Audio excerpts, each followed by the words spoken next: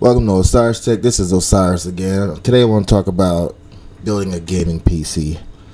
I'm looking at building a gaming PC probably within the next 3 months or so, and I'm going to probably do it in under $1,000. That's the goal. So I want to take you to my possible PC build, spec'd out, so you guys can see it. Alright, here we go. Intel based. Because right now I have a real lack of confidence in AMD. The Bulldozer series, in my opinion, is a serious fail. So anyhow, what we have here is a reputable case. Ain't the greatest, ain't the worst. And it's only $49.99. The Roswell Challenger comes with, I believe, 3 fans.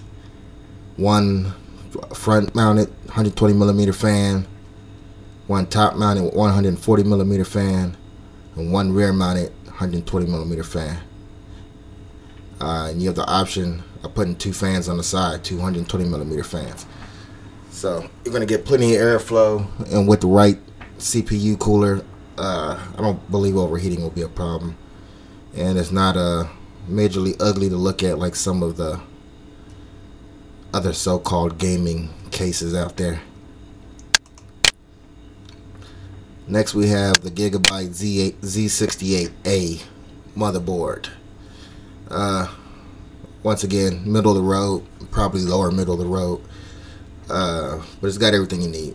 It's got the Z68 chipset on it, so you can overclock it, use onboard video for if you need to. I don't know why you would need to.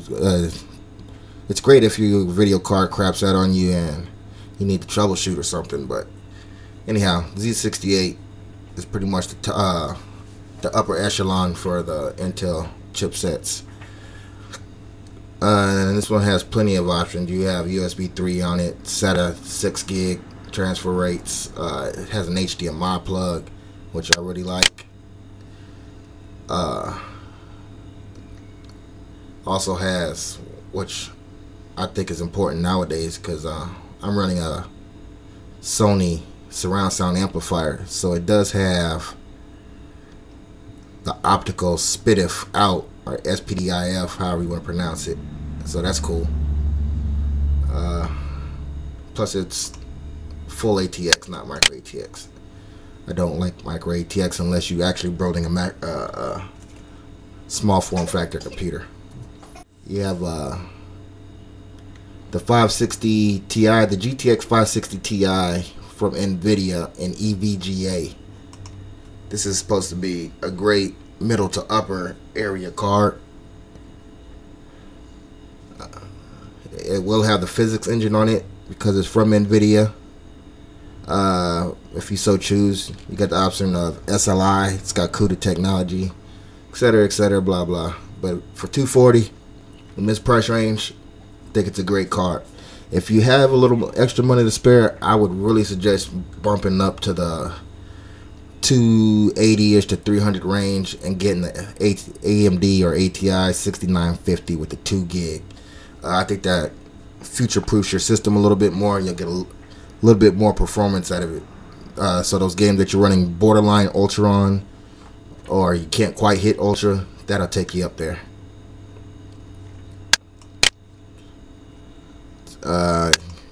Computer is only as strong as its weakest link, and usually people pick weak power supplies. So I chose this very reputable Corsair Enthusiast Series TX 650 watt power supply. I think it may be modular, but I'm not sure. Let's take a look. Doesn't look like it is, but it is 80 plus bronze certified, so it's going to be efficient. Has a nice size fan, so hopefully it's quiet. Corsair, never heard anything bad about Corsair, so this should do it for only $94.99.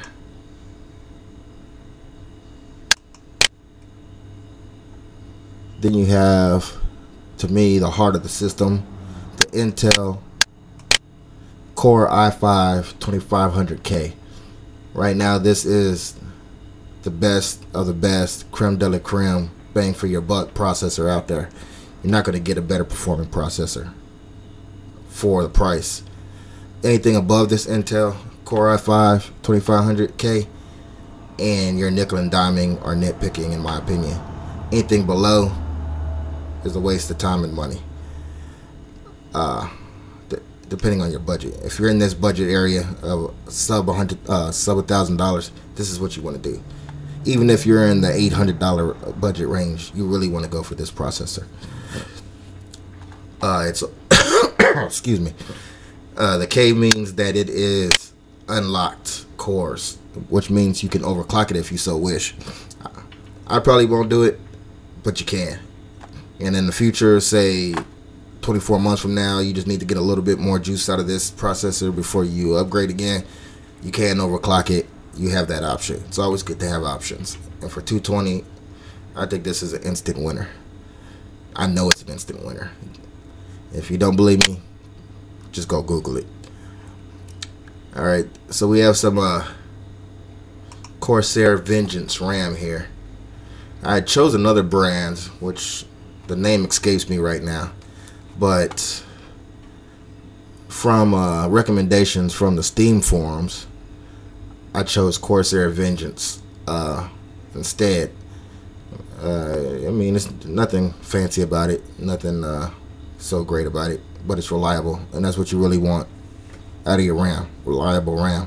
That's your standard DDR3 SD RAM, 1600 megahertz, PC3 12,800. It's two 4 gig sticks, making a total of 8 gigs. And with the motherboard I chose, I have 2 more slots available, which means in the future I can get another pair of these and make it 16 gigs if I choose. So say if Windows 8 comes out and it benefits from more RAM, then that's an option for me. You always want to keep your upgrade paths in your mind while you're building your system. With that in mind, with this motherboard and this processor, I believe you can upgrade to the next family of chipsets that Intel will be releasing, called Ivy Bridge, I believe it is. Excuse me if I'm saying that wrong. Can't think of it right offhand. But anyhow, so the last part of my set is this Samsung SpinPoint F3 1 terabyte hard drive that spins at 7200 RPM with 32 megabits of cache and 3 gigs of transfer rate.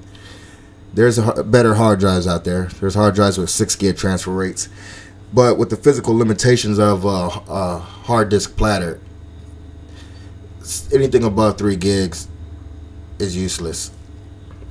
And I really wanted the space. Instead of the 500, I got the 1 terabyte. And right now there was a major flood in Thailand that pretty much wiped out, from what I understand, at least 2 major hard drive manufacturing plants. So these prices are hugely overinflated. Usually this driver probably wouldn't cost any more than 75 bucks, I don't believe. About 60 to 75 bucks.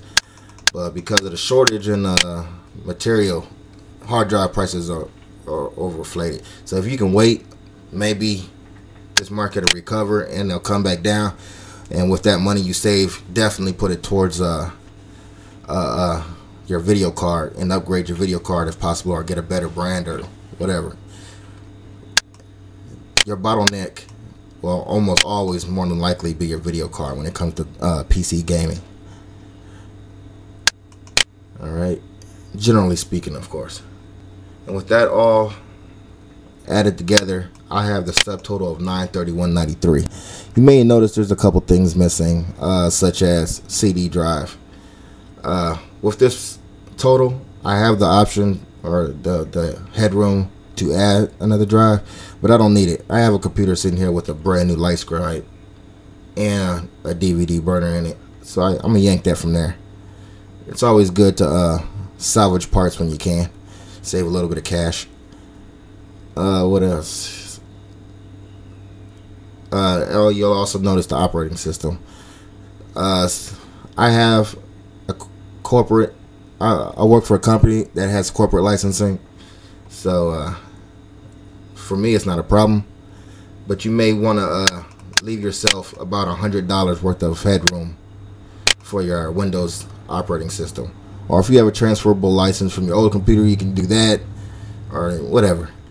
I don't add that into the cost of the build for my own personal builds. So that about does it. I think this computer here will play Battlefield 3 on high settings, possibly on ultra settings, depending on your monitor's resolution.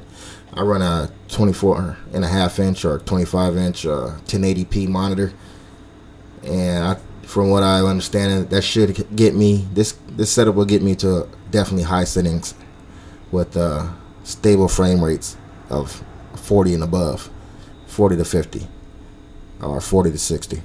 Who knows? But this computer will definitely play all the games you want to play. It's future-proofed, in my opinion, with plenty of room to upgrade. Like I said, you have the extra RAM slots if you need it there. This processor or CPU is upgradable to the next family of chips Intel releases sometime next year. You can always upgrade your video card next year when the next hottest, greatest game comes out. You got a big enough case to where you can add hard drives. It's got plenty of airflow. You can add a second video card. It's a pretty popular computer case that we chose here. 650 watts. I wouldn't do any SLI with that or Crossfire. You probably want to bump up your power supply, but I don't ever intend on doing SLI or Crossfire. I just heard of too many extra problems. But if that's your thing, you're going to definitely want to upgrade this power supply in the future or now. Then one thing I really do want, but that's not in this budget, is solid state drives, SSD drives. That will definitely be a night and day difference in the snappiness and the responsiveness of loading apps and your OS. But right now that's not in the budget. This is the get started, play games now build. So anyhow, if you have any comments, suggestions, or whatever, you know where to leave them. And until next time.